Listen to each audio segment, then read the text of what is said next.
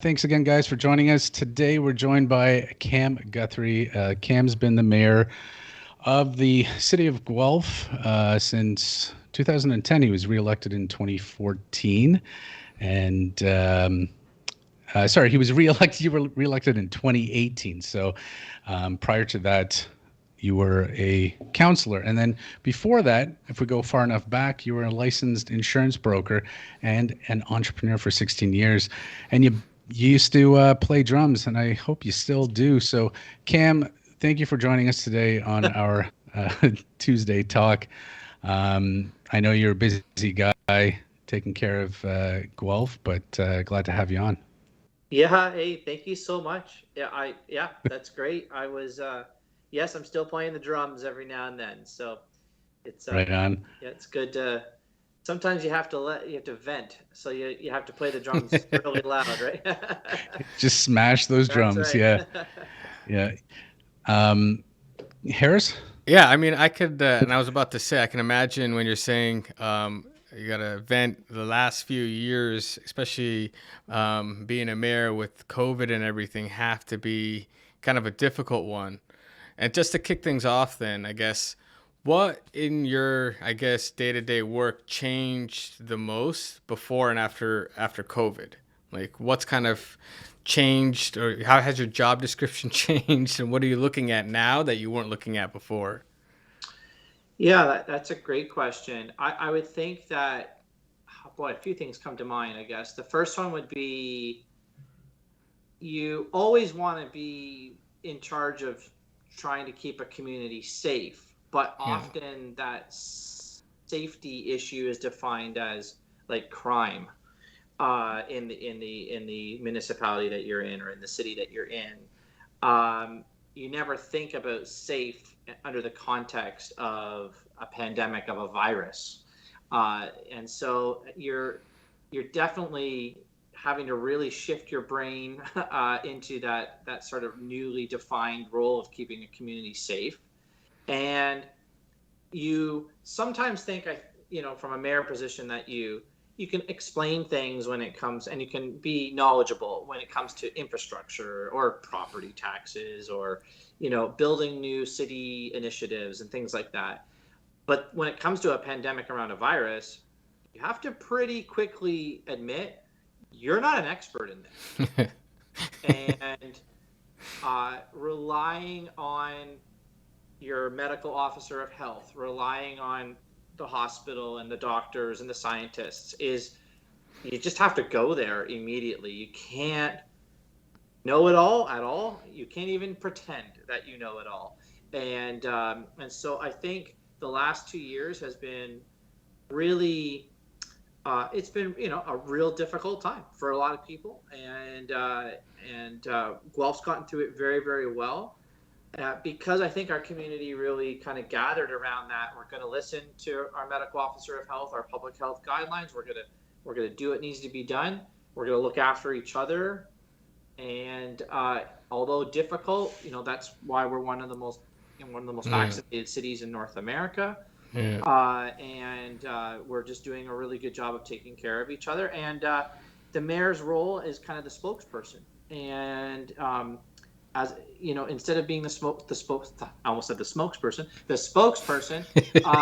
for we're building this building, or we're fixing this road, or the normal mayoral stuff, you all of a sudden became the spokesperson for medical and public health issues, Yeah. relaying that information that you're hearing from the experts to the public realm, so that everyone's kind of being kept in the loop and on side. So really, really interesting times from a communication point of view, engagement point of view, and we've done well. We've done well, and it's not because of me; it's because of the community pulling together. And I found, like, in my humble opinion, like, for a lot of our elected representatives, when everybody's on lockdown, and they're kind of told to stay at home, I think it's been some of the hardest times for our representatives, because they're working full time, and they're not only just working full time, but it's a lot of it is. I mean, if there's something wrong with a road, you need to build out something. There's infrastructure issues, whatever it is. It's still pretty much in your hands in that you're working with the community to make a decision, but you're not really making any kind of decision where Corona is going and where COVID's going to spread, and you're kind of taking messages from other people and you're just kind of relaying the message, and then people kind of shoot the messenger. So it's like there's been a lot of shots fired for messengers in the last I'm couple of surprised I even made it this far in the last 2 years with the shots fired. But yeah, a lot of banging of drums on the.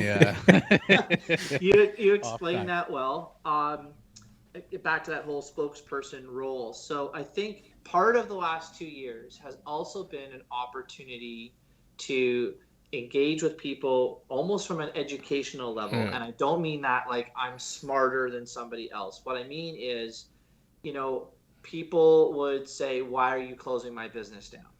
Well, it's not me that's closing your business down. In fact, no mayor at all has the authority anywhere to close a business down. It's the province that's determined to close the business down. Why are you making me wear a mask? That's the medical officer of health. That's not me. But mayors are the closest conduit to the people. So I'm the one, or a mayor is the one you run into in the grocery store buying milk. The one, going for a walk in the park. So, the provincial level of government representatives, although they maybe were working from home some of the times, they're removed. Federal government representatives, they're removed. Ottawa, Toronto area. So the mayors they're the closest politician. And so you hear it. You hear it. You hear the good. You really hear the bad. You hear the concerns.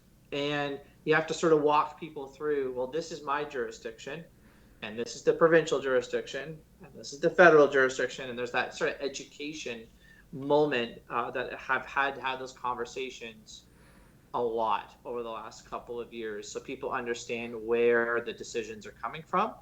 That does not mean that I don't care or I don't have empathy about whatever the issue is, but it's been an opportunity to kind of explain where decisions are coming from. Yeah. No, and I think I've had tons of conversations with people as well where they're like, it's so-and-so's fault. I'm like, that's not, I mean, everyone has a jurisdiction. You got to operate within that jurisdiction. You have like boundaries, and nobody could just kind of go in and do whatever they want. And this, especially with the situation we've had, which has been unprecedented, like we've never in our lives had a lockdown. Forget about a lockdown for 2 years.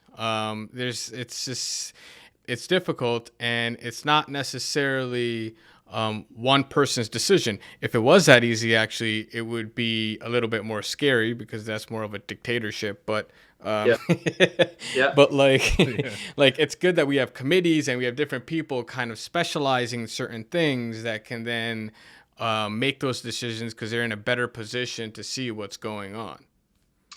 Yeah. And, I think where sometimes people got upset over the last couple of years, and, could even still upset today, is as much as they maybe would understand the jurisdictional divide or the boundaries that are in place of what a mayor can do and what a mayor can't do, they were still looking for me or any mayor to be a voice for the issue. Yeah. So part of my role was, and still is advocacy. So, there was several times where there was programs from the provincial government, as an example, to help out businesses that were shut down, and they could access grants or some money to help them keep afloat, and where businesses, were getting denied. And what, my battery's about to go down. I don't know why it went so fast there. I'll quickly answer this question, then I'm going to run, and I'm going to get a quote. All right. The issue was that even though it was not in my jurisdiction, it was still important for me to then take that person's issue and advocate to the upper levels of government for that individual. So it wasn't me about like, hey, not my problem, hey, not my department, and then walking away. It was explaining, but then there's still sometimes a role for me to speak up and take that conversation to where it needs to be. And with that, I'm gonna get my cord, or we're gonna All right, man. lose this. Sorry, everyone. Just one Yeah. second. All good. Yeah, I mean, Harris, it's one of those things where, he's had to trade in his golden shovel and ribbon cutting scissors, and deal with so many different issues. I know him and I had chatted a little bit when it first happened. I think I texted Cam and I was like, "Man, dude, what do you think about what's going on?" And it was one of those things. Like you probably remember back in February of 2020 or March or whatever. Yeah. We just didn't know. It was just this ominous sort of like cloud of how long is this going to go on? How deadly is it? And I just knew that Cam definitely had his work cut out for him in the next little while. Like, I wouldn't have in a million years thought it would have been, 2 years on, and we're just taking Yeah. masks off like, as Yeah. of Monday. But yeah, it's I think definitely his second term as mayor has been a lot more difficult than the first one. And we talked about this off camera, where Cam is very active on social media, right? Yeah. Like every platform he's on there, and that's sort of a testament how out there he is to be sort of like that spokesperson and to advocate for people, and a sounding board too. But it's also, he's got a lot of targets aimed at him because he's so easily accessible, and anytime something is posted, you get both sides of the coin Yeah. when people are voicing their opinions and concerns. But I think like Guelph hit 90% vaccination status or something. 95. Were you like walking around and just jabbing people like personally? Because I mean, it's pretty impressive. that's 95%. That's Well, sorry about that plug thing. good. That's all But good. I think in my first answer, I might have said like it's about the community and about us all pulling together. Yeah. Yeah. And I'm so out of shape. The last 2 years has made me out of shape. I can't run to get a quarter. Yeah, it's the same with me. But it really was, obviously the leadership of our medical officer of health, and just everyone pulling together. There was no drama between those within leadership roles, mayor, council, You guys are all on the hospital. same team. You're We're all all working like, towards the same. Yeah. we're all like, we're there. There's Unified. no daylight in between any Yeah. of us. We're there. We're doing our thing. Right. So it really I think helped, because I looked at other cities where there was some friction and fractured sort of leadership around this issue, and it spills out into the community and creates more fractures and Yeah. more friction, right? Mhm. I mean, overall, I really loved how Canada and Canadians handled the entire pandemic, because I feel like there was a sense of community. Everybody did kind of come together. 2-year lockdown. I mean, I haven't. It's unprecedented anywhere in the world for sure, right? People Yep. were patient, right? And at the end, we did have that convoy and everything, but I don't see that as a bad thing. That I do feel like that just means that Canadians will work, but then we also want our to be heard, so we have a functioning democracy, where people can participate. So it's like, and then there's just rules and everything. There wasn't a lot of bickering from the beginning, as to what should be done, and it was pretty together. And then people started kind of voicing their opinions, and we got out of it. I feel like it was done. In terms of a democracy, I think it was done like really nicely. I don't know. I felt like Canadians handled it really well. Yeah, I mean, overall, Yeah. I would agree with you on that. I think, it's there's no manual for this. Yeah. Like there's like, Yeah. people needed to give, and me too, needed to give grace and some empathy and some patience. And as it wanes on and on and on, that can start to go away, and can get frustrating. But you know what? Overall, we had to do what we had to do to try to protect lives, Mhm. and we just have to look out for each other. And as much as we're speaking today on the second day where no masks are required in Ontario, and but the virus is still out there, and there's still a percentage that aren't vaccinated. There's still a percentage that are maybe vaccinated but have compromises in their own health, and we have to think about them. And so we still gotta we're out of all the restrictions, but we still have to remember it's out there, and I think we need to still continue that empathy and grace and looking out for each other as we try to manage it now moving forward, because it's just it's going to be here. It's going to be here, and we're going to have to manage it. Mm-hmm. Yeah, I don't think it's going anywhere anytime soon. And like you said, it's just at this point, let's figure out the best way to manage it. Let's shift gears a little bit, Cam, and talk a bit about the real estate market in Guelph, because obviously, things have been incredibly heated. I'm out here in Kitchener-Waterloo, which isn't too far from you, and we've seen a lot of movement. Still bidding wars. Like my neighbor just sold his house for $300,000 over asking. Crazy bidding war. They're holding off on offers. And what's going on in Guelph, and what are you guys doing to make housing more affordable? Yeah, so we're seeing the same type of things here, really lots of bidding wars. And boy, there's a lot to say about this. I started to see even before the pandemic some issues in regards to the housing market here. In fact, I did a speech probably 4 years ago. I think I was at the home builders dinner or something, and I said, what's happening is what's called you drive till you qualify. So what was happening is the GTA area, they weren't able to start to afford homes, and especially families. And so they start driving down the 401, and they can't afford GTA, they can't afford Mississauga, they maybe start to afford things in Milton, then all of a sudden Guelph.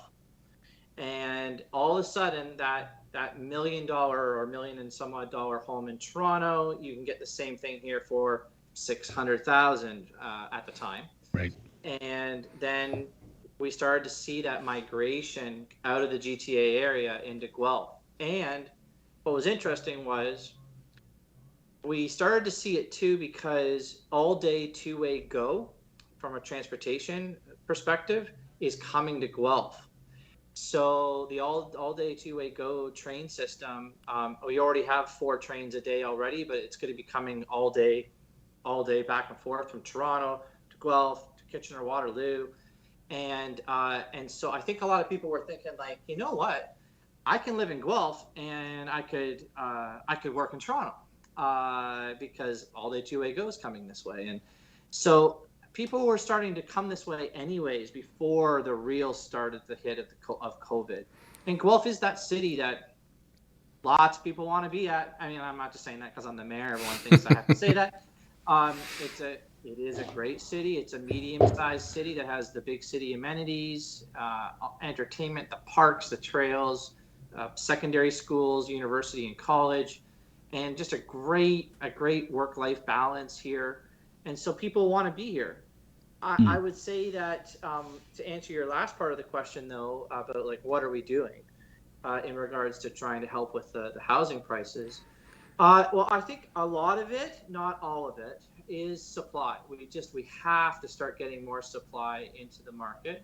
That's not going to be the silver bullet to fix the problem, but supply is there. So back to the kind of COVID discussion about jurisdictions and different things at different levels of government. It is an all 3 level of government issue, 100% when it comes to our housing issues.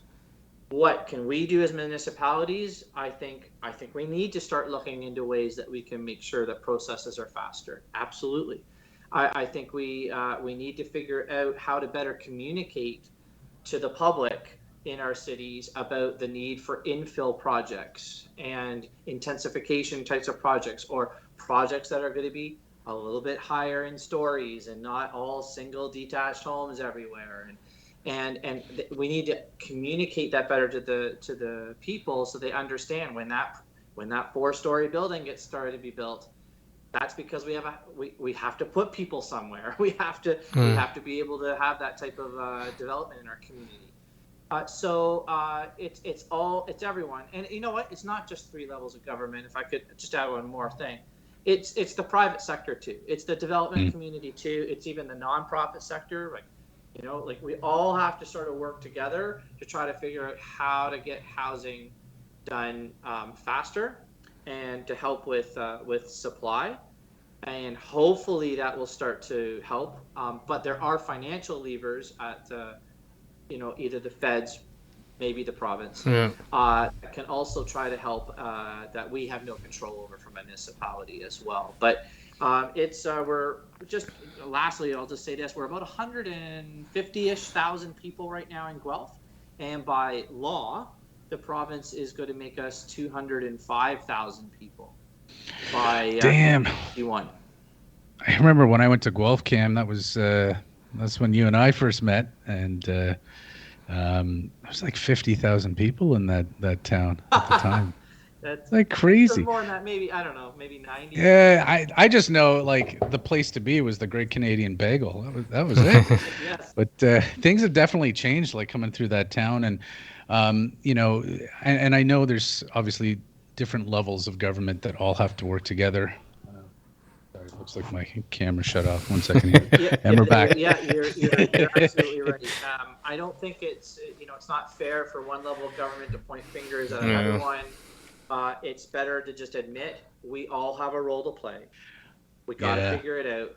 And I will give kudos to the provincial government and to the feds. They're trying their best on this too. They've created task forces, and they're listening to municipalities and listening to people to try to figure out what we need to do. And so it's important to admit that we have that role to play as well. Yeah, for sure. Has Guelph been participating? I know when I was living in Toronto, and then out here in KW, there's the Laneway Housing Project and tiny homes and so forth. What's going on in Guelph with that? Like, I know it's like obviously it's a drop in the bucket when it comes to supply. But what are you guys doing, if anything? Yes, so actually kudos to the provincial government again. They mandated it across the province that lane homes, garden suites, tiny homes, that type of thing had to be sort of allowed. I'm paraphrasing obviously, but you can basically have 3 units on one piece of property now. So you could have, like, I'm in a detached home, so I could live upstairs, that's 1 unit. I could have a basement apartment, that's the 2nd unit. And then I can build a detached structure in my backyard, and that can be the 3rd unit. And so the tiny home type of thing was zoned and approved in Guelph almost probably a year and a half or so ago. And so the only kind of things that we had to discuss in Guelph is, what's the setback for that structure from the neighbors? What's the height going to be? Those types of things. But the allowance of it had to be uniform across all municipalities. And so I believe, last time I heard a couple months ago, I think there's about 7 or 8 that are already built or underway. Oh, okay. In the last year and a bit. And I've actually taken a tour of one of them. And I'll tell you straight up. I'll tell all your listeners straight up. I don't care. He's gone rogue, ladies and gentlemen. It's something I hear almost every other day now, that people are thinking about building them because of the housing crisis that we're in. My wife and I were thinking about it because I've got a 19-year-old and a 17-year-old, and I have no idea where they're coming up with $140,000-$150,000 as a down payment. I have no idea. So instead, that $150,000 can go into building another home in your backyard. Right. And maybe it becomes rental income. Maybe it becomes helping an in-law or a mother or a father that needs to live there, or kids. Like, there is, I think, going to be a big demand for these types of homes in the future. Yeah, I think you hit the nail on the head right there. There's so many ways that this type of housing can help, right? Because from a qualifying perspective, it's not getting easier, it's getting harder to qualify for a mortgage. So these mortgage helpers can definitely Yes. help, right? You have additional rental income to help offset the carrying cost. Now, does that affect property taxes where you guys are? Like if you put a secondary building on, is that, and how have you guys dealt with Yeah, that? so property taxes are, I won't get into the weeds too much, but you know,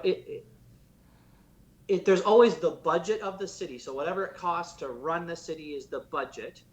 And then that budget is dispersed over different types of assessed properties, whether that's Right. residential assessed or industrial or commercial.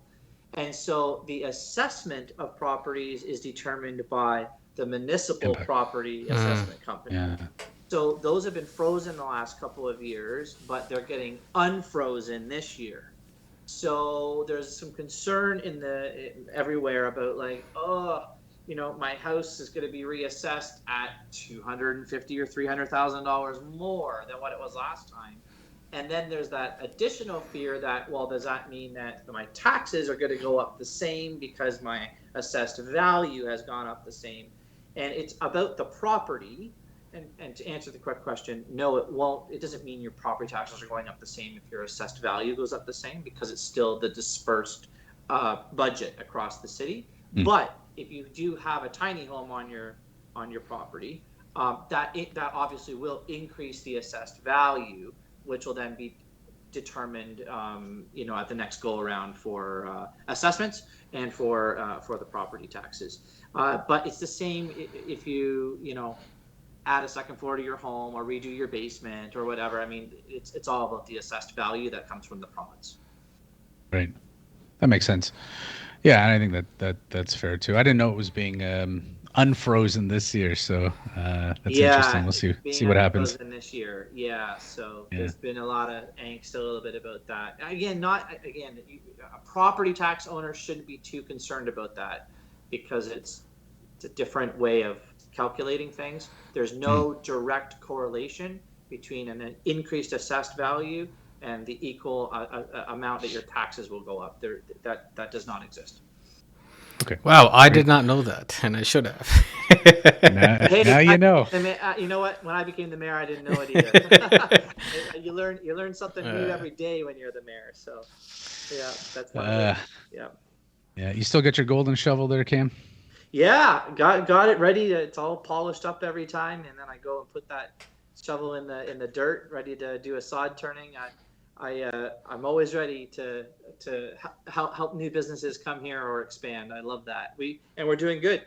We consistently have had one of the lowest unemployment rates in Canada for probably 10 years, and we're bouncing back from the COVID hit, one of the fastest across the country as well. So, Guelph's really got it going on. We're a good community that way. What kind of incentives are you offering businesses to kind of come into Guelph? What's the attraction? A handsome mayor. I'm sold. And a drum solo. Yeah. So just so you know, it's actually illegal in Ontario to give incentives or breaks like that from any municipality. So often you'll hear of, we'll give you a free factory, or we'll get rid of your taxes for 20 years if you come here. That's allowed in the States. Yeah. It's not allowed in Ontario. So whenever there's big businesses that are maybe courting, our city or any city, we'll often go to the province and say like, hey, can you help us here with something? And maybe the provincial or the federal government can help with a direct incentive. So knowing that we have nothing to really offer from an incentive view like that compared to the States, the answer is, well, then why would people come to Guelph, right? So, Guelph, we're positioned really well geographically. We're exactly where you need to be for transportation corridors, both rail and by transport on the highways. We're only an hour and a half away or whatever from ports. We got 4 or 5 airports within an hour distance to us. And then our workforce is actually really, really good. We have the University of Guelph from a research perspective, that also, pumps out a lot of people that can work really well with some new companies. And then that work-life balance I was talking about in Guelph earlier. Like, lots of employers want their employees to be happy in a city, happy employees, happy company, right? So they look to Guelph, and that's why they come here. Especially if it's international companies, of course, they do like our healthcare as well in Canada too. So that can be a big thing as well. So we're really, really good in like agri innovation from an agricultural point of view, green technology, water technology, innovative manufacturing. Those are our sort of niches, and so we position ourselves very well, and a lot of people come here for that. Yeah. Wow. Looks like I got to sell my place and head back to Guelph. I went a little too far west. Sorry, Cam. No, I mean, I was looking at, me and my partners were looking at repositioning our business or relocating, because Mississauga is kind of expensive for everyone. And one of the places is Guelph for all of the reasons that we looked at. It was for what we went through right now. It's just the location is on point. Like it's near. If you got 401 there, you got, again, housing is cheaper. Standard of living could be better there than here. And especially if you want like maybe a little bit more acreage, you don't need to have a lot of more square foot. Maybe you want a bigger lot. Maybe you want a few of those kind of amenities. They matter, at least to myself, and I feel like to most people. And kind of Guelph is the place, or one of many places in that area that really kind of have that to offer. Whereas you can't find that. I gotta say though, Cam, you got to do something about those lights on Highway 6. It just keeps slowing down. I've always felt that way since going through Highway 6 down to 401. Guess what? Your mayor, the mayor, feels exactly the same way as you, but that's owned by the province. That's a provincial highway. So if we're gonna talk about jurisdictional stuff, I need to call Doug Ford on that one. All right, let's get him in. Tap him into this call. Yeah, I could call him right now. Actually, that would be funny. that would be. Just put him on the spot here. Cam, thanks again for joining us, man. I appreciate you taking time out of your day, and just talking a little bit about what Guelph has to offer and how you guys are handling one coming out of the pandemic and then dealing with the housing. I mean, it is a crisis on many levels with just getting into affordable housing. So appreciate all you do, man. And like I said, we got to get together soon once things blow over and Rachel and the kids over. And Harris, if your company's thinking about kicking tires in Guelph, the mayor will be glad to pick you up and take you for a tour. Can he hold on to the golden shovel though? The ribbon cutting, Caress the shovel.